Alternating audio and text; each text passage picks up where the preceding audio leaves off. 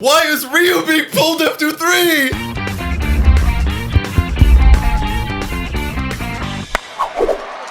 Hello, everyone, and welcome to the show, Blue Jays Today, where we always have something to say about the Blue Jays. I am your host, Nicholas Blaylock. And I am your host, Adam Peddle, and today we're going to be doing a little bit of a different video. We're going to be answering a Patreon question sent in by one of our Patreon members, as well as we want to talk about a little bit of some plans coming up for the upcoming season, let you guys know what we're doing, what we have in stock for you guys. Yes. As well, the big reveal, the winner of the Springer jersey giveaway. We're going to be announcing that at the very end, so stick around for that.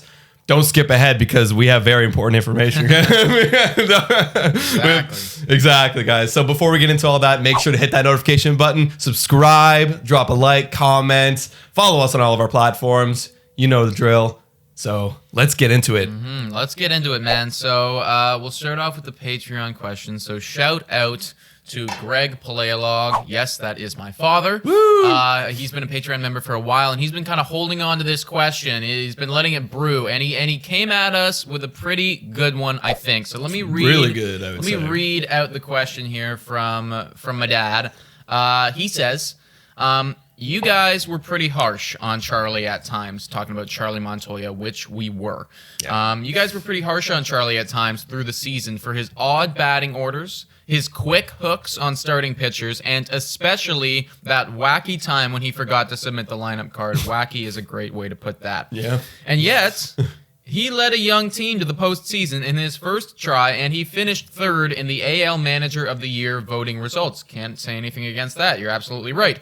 On a grading scale of A to F, how do you guys rate Charlie's performance last year and why? And as a young manager still learning his trade, what do you need to see from Charlie in his second season that would give you confidence that he can be the guy to take the Jays to the next level of postseason success? Nice. Great. That is a detailed, specific, to the point, and clear question, Love Gregory. Love that question, Dad. Really that was good. a good one. Really good. All right, so, let's go step by step through this. I think the first part of that question was, your scale. How do you grade his performance last season, A to F? It's funny because, we might have different ways of grading it, but, whatever. But, so what I did is I kind of looked at all the different, attributes of what makes a good manager. And, I was just thinking about what he was doing this year. I have, obviously the record, his personality, and then I have actual manager decisions like his pitching staff, his batting lineups, his leadership, and his postseason decisions. So I kind of graded all those. So my grade came out to be a total of a C- for Charlie Montoyo. Not too good. Not that good, but he still passes. Right. And here's my reasoning to answer the question. Reasoning to that, I'll go through it. Look, he's a great, likable human. You look at his interviews. I love the guy. He seems like a cute little teddy bear. Yeah, and how could you hate him, right? But obviously there is the quick hooks, right? Don't even get me started on that Matt Shoemaker thing in Game 1, where the guy literally came out of the third inning, getting out the side 1, 2, 3, and then gets hooked. That's just not that's just ridiculous. And here's another thing: is Gurriel batted 37.5% of his times. He batted in the bottom half, the bottom three of the lineup. One of our best hitters. Which is definitely not something that I want to be seeing on a regular basis. Not at all. So, but again, cannot argue that he did bring the team to a positive record after only getting 67 wins in 162 games in the previous season. So, with that all balancing out, I got a C-. You got a C-.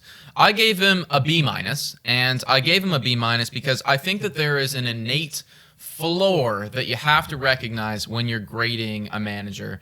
And the way that I look at it is that they made playoffs. So I think that he has to at least be a B, because you know what? He did better than most of the other managers in the entirety of the MLB because they made playoffs. However, I gave him the floor, being a B-, saying that you made playoffs, you did good, you won, but you did have some questionable choices along the way, and I'm echoing a lot of the same things that you said about the quick hooks, about the lineup decisions.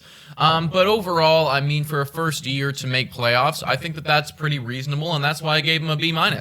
So let's talk about moving forward and what we need Yeah. to see from him going forward. Because I think, you made it very clear, and even my dad said about all the different things that he did that we weren't a big fan of, or analysts in general weren't a big fan or of. the whole fan base wasn't a fan A big fan of. So I'm assuming that those places are a pretty good place to start for him. Moving forward. Yeah, like definitely. Like, and I want to throw it into my words here. Is just trusting your players more. Yeah, I wrote that down too. Literally, actually. I wrote trust your players more. Right.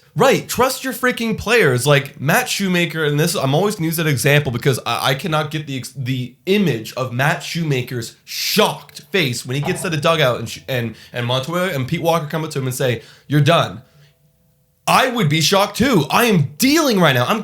The game is even. I'm dealing. I have so much gas left in the tank. Yeah. I'm back from my injury and I'm feeling good. Trust your player more, right? And also trust your batting lineup. Gurriel, Montoya, we all can see that he kind of plays by the stats, but then he gets in areas where like, well, Gurriel's stats are really freaking amazing. So why is he batting in the bottom half of the lineup? Right. Well, one thing that I wrote down as a pro was good analytical game plans.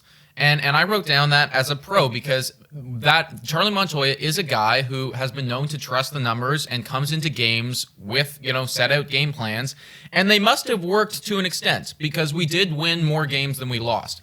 But I also married that with a con, and I said being able to adjust your game plans on the fly. Yep. I want a manager who, like him, is organized, comes in with a plan, knows what he's doing, and has reasoning behind what he's doing, but then also to adjust if he's seeing something that isn't going along with his game plan, And I think that that's going to be a next step for him moving forward. I also wrote down under what we need to see.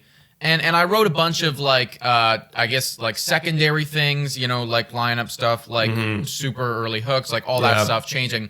But I wrote one major thing, and that was just win a round in the playoffs. Right. If you win a round in the playoffs, it's a goal, I don't give a fuck if Vladdy was batting ninth the whole year. I don't give a fuck if Ryu pitched 3 innings most of his outings. If you make it to the second round of the playoffs, then would hurt me all the way through. Why is Ryu being pulled after 3? I mean, like, I would definitely be questioning a lot of what's going on. Why is Vladdy 9? I mean, if somehow that is the strategy that takes you there, then all is forgiven because that is the inevitable goal, I think, is to win. And if he can win, then that's my qualifying thing. Yeah. Just win. Just win. Yep. And I agree. Winning, that's the thing. If he's losing, then he's getting sunk. Like, he's sinking. He's sinking all of these decisions, then this is what we'll be talking about. We'll be talking about these choices moving forward. If he's losing. If he's winning, I cannot say anything. I can't say anything because he's winning. Also, one thing I did want to say is, and I know that he isn't, a lot of this is the management in the front office, but we've talked about the great offseason that we have, and I can't imagine that Charlie Montoyo must have some sort of say in this or some sort of opinion. They go and they ask him, who do you want? Like, who do you trust? Right. And he must have some sort of view on this, and we've had a great offseason, so I have to give him a little bit of credit where that's regarded. Mostly the front office, but a little bit of credit because I'm sure that he played a role in this. You know, and you know what? Now he's got all these great tools and like. The Jays, and we're going to break this down later, like what we think the Jays will do, but I think both of us are consensus that Jays are going to be a contender, right? We're going to contend, even though we don't have that pitching yet. I think the lineup will get us definitely over 500. If we fall below 500, that is a giant disappointment of a season. Yeah. But we should be fighting for that wild card. So, we'll see. Montoya, you have the tools, you have the talent. Trust them, let them go play, be smart, and adjust during the fly. And also, too, just to cap this off, one thing I was looking into, because I know that we both really like Dante Bichette. Oh, yeah. He came in last season, too. And I would only imagine that, Charlie Montoyo probably played some sort of role in that as well. Kind of giving him more permission to be with the players. Exactly, and it's like, so I like a lot of the stuff that he's done. I want to see some more growth. And I mean, realistically, like, it all just comes down to winning. So, exactly. So there is your answer. Gregory Paleolog, Yes. my Woo. father. Woo. All right. So you want to talk a little bit about? We have this box in front of us. If you're here. like, what the hell is this thing? Elephant in the room. This will be playing a part moving forward with our podcast. You want to speak on that a bit? Yeah, absolutely. So this box, yet to be named, right now it's kind of like the mystery box of questions. That's kind of what it is. So in this box, right now, we in the box we have the winners or the potential winners, people entered in the contest. But during the regular season, we're gonna have everyone's questions that they send us, because we get questions all the time, right? So we want to take your guys' questions, put them in a box, and also put this box on a weekly episode that we're going to be having coming out. It's going to happen every Friday. We're going to have these questions in a box. We're going to pull from it, just kind of draw in, answer questions. It's going to be more of a relaxed, like kickback, like kind of engagement with the fans. Yes. Very casual. Like we've been working with the title of Casual Friday chats. I don't think that's what it's going to be called, but that's going to be the vibe. We're going to be chilling here, doing a lot. I'm not sure if you guys watched our Arenado video getting traded, but just, literally sipping on a beer, answering some weird questions. Yeah. And also to part of that, now that we've answered this Patreon question, we're kind of we're changing around the mechanics. And this can apply to you, Dad, as well, if you wanted to, because I guess it's a little bit cheap that we answered your question and you wouldn't get to call in. Right. But we are going to be having our Patreon members now have the opportunity to call in. So you send us $3 a month, basically become a Patreon member, and what that gets you is you can now call into the podcast on these Friday chats, have a question for us, similarly to the one that we already answered today, and we'll have you on the line and we'll talk to you about it for a bit and have you in the podcast and for our viewers and everything. And yeah, man, super chill, super casual. But if you guys are interested in that, please become a Patreon member, and yeah, man. Absolutely. I'm really excited. Because this is going to be one of like the really nice episodes at the end of the week that we can just chill and relax. I guess I'll touch on it just a tiny bit. We're also going to have like a second episode that's going to be more of like, it's on Monday. It's kind of like a weekly recap in baseball and the Blue Jays. Yes. That will be more of like kind of like a showy episode. And then we'll have a regular like kind of like podcast in between. Yeah, I was writing out some sample questions and stuff. Oh yeah, let's hear one. Here, just to give you guys an idea, but one of them I just picked one at random. But who is the most underrated MLB player? You'll need to tune in on Fridays to find the answer to that. Yeah, I was gonna give my answer. I'm like, you know what? Hold on to it, man. All right. Yeah. So I think that we have done everything that we have to do, and we are now at the moment that all of you have skipped ahead to, and that is revealing the winner of the George Springer jersey. So in this box right now, we have all of the qualifying names, the people that have joined our relevant chat, the people that have subscribed to the channel. A lot of names. All of the steps. I think that there's roughly like 80 people in there actually. So you know what? Not bad chances for those of you that did it. 1 in 80 opportunity to win a free George Springer jersey. So without further ado, I will be diving in and we will be finding the winner. Oh, yeah. Gotta get this box closer.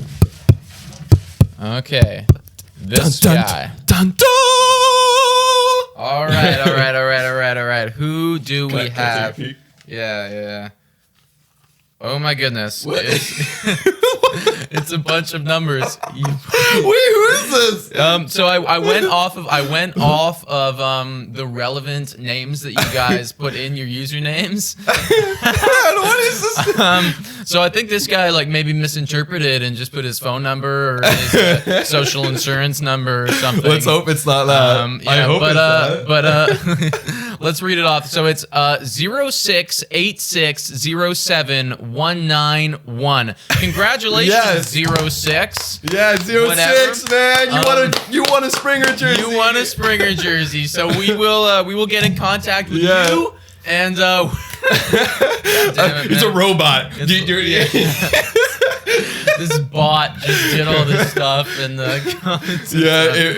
Oh man, that's funny. That's funny. But congratulations, and for those of you guys who did not win, super sorry. We will be doing more giveaways similar to this in the future. Yes.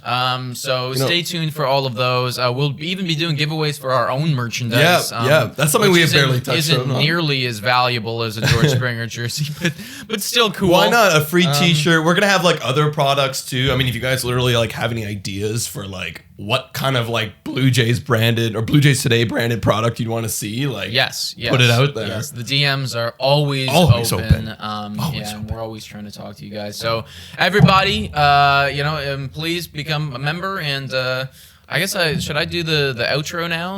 I was like, I was like, give us your thoughts, but there's not really any thoughts to be given. Well, I mean, give us your thoughts on the new updates, the new kind of things. What do you want to see on the channel? And also Charlie Montoyo. Yeah. Do you think he's going to have a great year and going to change kind of those holes in his managerial game? Yeah, dude.